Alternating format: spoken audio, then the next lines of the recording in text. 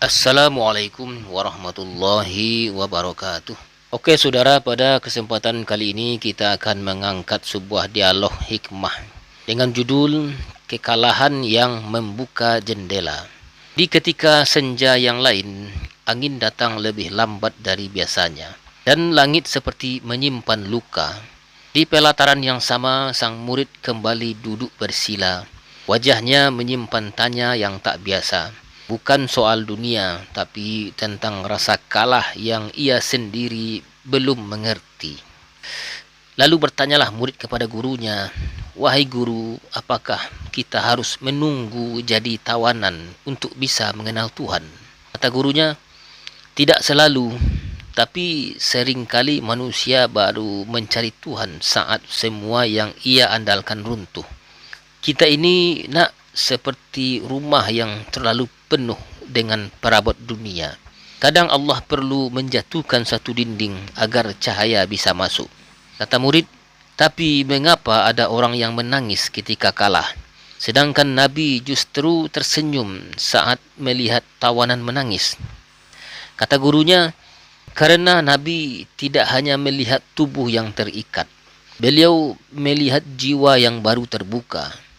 Dalam perang Badar, ketika para tawanan Quraisy dibawa ke hadapan Rasulullah, banyak dari mereka menangis. Mereka menangis karena kekalahan memalukan, karena harga diri mereka runtuh.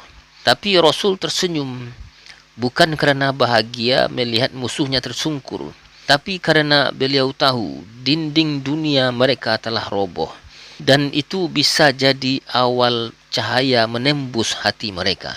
Karena sebagian di antara tawanan itu akhirnya masuk Islam, bukan karena dipaksa, tapi karena sadar." Terus kata murid, "Jadi kekalahan adalah bentuk kasih sayang juga?" Kata gurunya, "Ia adalah pintu yang jarang dibuka manusia dengan sukarela. Tapi Allah tahu kapan harus mengirim angin yang menerbangkan keangkuhan. Kekalahan yang kau anggap akhir bisa jadi awal dari kehidupan yang lebih benar." Kata murid, "Tapi guru, bagaimana bila seseorang kalah terus-menerus? Apakah itu tanda ia dimurkai?" Kata gurunya, "Bukan selalu begitu. Kalah di mata dunia belum tentu hina di mata Allah.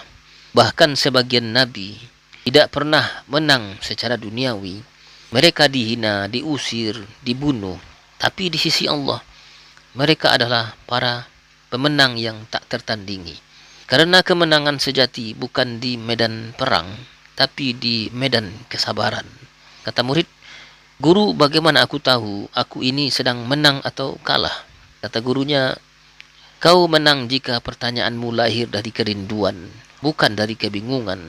Kau menang jika hatimu masih mencari, meski kakimu tertatih. Dan kau hanya benar-benar kalah jika kau berhenti mencari cahaya."